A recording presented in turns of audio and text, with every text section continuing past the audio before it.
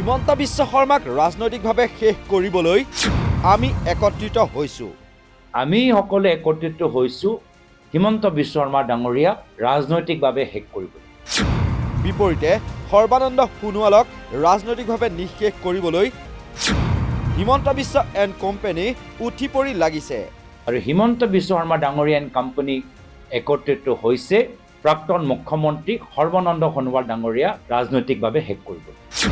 অস্তিত্বহীন কৰি দিয়া হৈছে সৰ্বানন্দ সোণোৱালক। সৰ্বানন্দ সোণোৱালৰ চেহেৰা নাইকিয়া কৰি দিছে।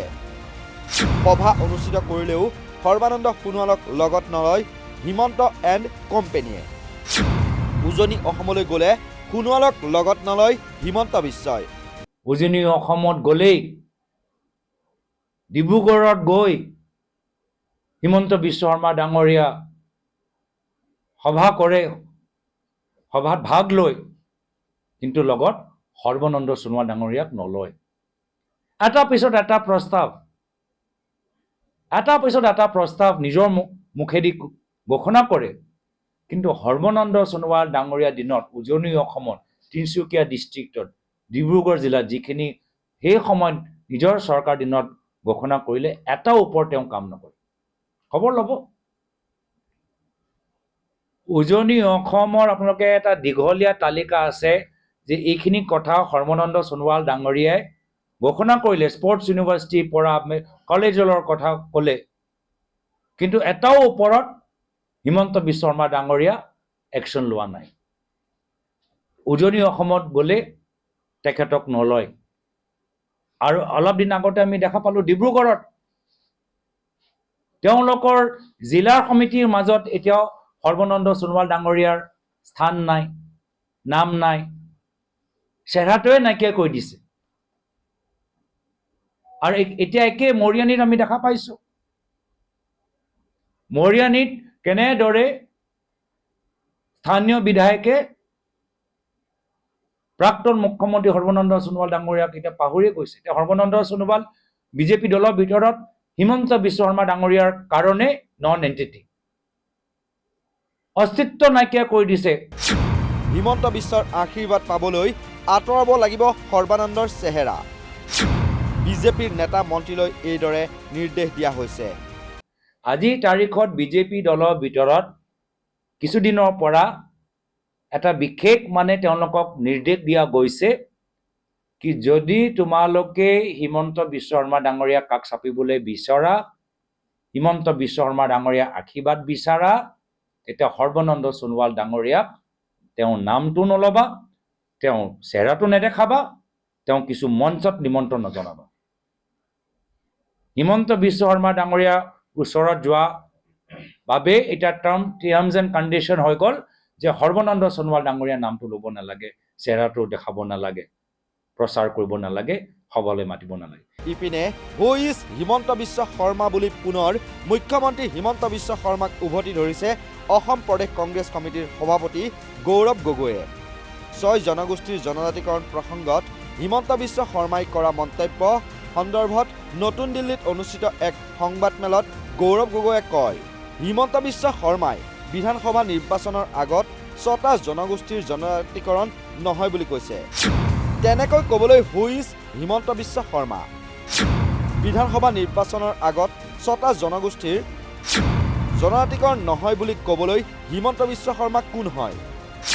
তেওঁ সিদ্ধান্ত ল'ব নেকি? এয়া হৈছে কেন্দ্ৰীয় চৰকাৰৰ আইন। Who is Himanta Biswa Sarma? Who is Himanta Biswa Sarma to say কি বিধানসভা নিৰ্বাচনৰ আগত 6টা জনগোষ্ঠীৰ জনজাতিকৰণ নহয়? তেওঁ কোন হ'ল ক'বলৈ? তেওঁ ডিচাইড কৰিব নেকি? এইটো কেন্দ্ৰৰ চৰকাৰৰ আইন। কেন্দ্ৰ চৰকাৰে যোৱা 10টা বছৰত কিমান আইন আনিছে বেলেগ ৰাজ্যৰ বেলেগ জনগোষ্ঠীক ST দিবলৈ। গোৱাত দিছে, ছত্তীশগড়ত দিছে, জম্মু কাশ্মীৰত দিছে। হু ইজ হিমন্ত বিশ্ব শৰ্মা ডাঙৰীয়া টু সে কি নহয় বিধানসভা আগত নহয়? ইপিনে ৰেজাউল কৰিমে আমচু ত্যাগ কৰাৰ পাছতে সংখ্যালঘু এলেকাত কংগ্ৰেছ নেতাক প্ৰৱেশ কৰিবলৈ নিদিয়া সন্দৰ্ভত যি হুংকাৰ দিছিল, সেই সন্দৰ্ভত প্ৰদেশ কংগ্ৰেছৰ সভাপতি গৌৰৱ গগৈয়ে কয়, হিমন্ত বিশ্ব শৰ্মাইহে প্ৰৱেশ কৰিব নোৱাৰিব। হিমন্ত বিশ্ব শৰ্মাই সিদিনা ক'লে যে বিধানসভাৰ নিৰ্বাচনৰ আগত জনজাতিকৰণ নহয়। উজনি অসমৰ ছাত্ৰ নেতাসকলে নিৰ্বাচনৰ আগত জনজাতিকৰণ নিবিচাৰে বুলি কৈছে। হাজাৰ হাজাৰ মানুহক লৈ যিসকলে আন্দোলন কৰিলে আজি তেওঁলোকে হিমন্ত বিশ্ব শৰ্মাৰ আগত গোপনে বিধানসভা নিৰ্বাচনৰ পূৰ্বে জনজাতিকৰণ নালাগে বুলি কৈ হাৰ মানি ল'লে। তেনেকৈ কৈ ছাত্ৰ নেতাসকলৰ ওপৰত যি ক'লা দাগ লগালে, এই ছাত্ৰ নেতাসকলে একত্ৰিত হৈ হিমন্ত বিশ্ব শৰ্মাই যে তেওঁলোকৰ ওপৰত ভুল ব্যাখ্যা দি মানহানি কৰিছে, চৰিত্ৰ হনন কৰিছে, তাৰ বাবেহে হিমন্ত বিশ্ব শৰ্মাই উজনি অসমত প্ৰৱেশ কৰিব নোৱাৰিব। অসমৰ ৰাইজ আৰু বিভিন্ন ছাত্ৰ সংগঠন এই সময়ত একত্ৰিত হ'বলৈ গৈ আছে। আপুনি এটা বিশেষ সংগঠনৰ নাম লৈছে। আপোনালোকে চাব, উজনি অসমৰ বিভিন্ন সংগঠনবোৰ আগন্তুক দিনত কি ৰূপ ল'ব।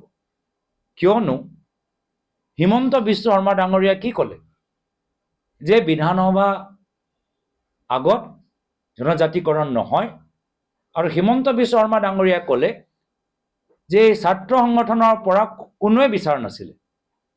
এয়াতো ভুল অভিযোগ উজনি অসমৰ ছাত্ৰ নেতাৰ ওপৰত তেওঁ দাঙি ধৰিলে যে উজনি অসমৰ ছাত্ৰ নেতাসকলে, যুৱ নেতাসকলে যিসকলে আন্দোলন কৰিলে, হাজাৰ হাজাৰ মানুহবোৰ ৰাস্তাত ওলাই আনোতে তেওঁলোকৰ গুৰুত্বপূৰ্ণ অংশীদাৰ, আজি তেওঁলোকে গোপনভাৱে হিমন্ত বিশ্ব শৰ্মা ডাঙৰীয়াৰ আগত হাৰ মানি ল'লে আৰু ক'লে বিধানসভা আগত নহ'লেও হ'ব, ST নহ'লেও হ'ব।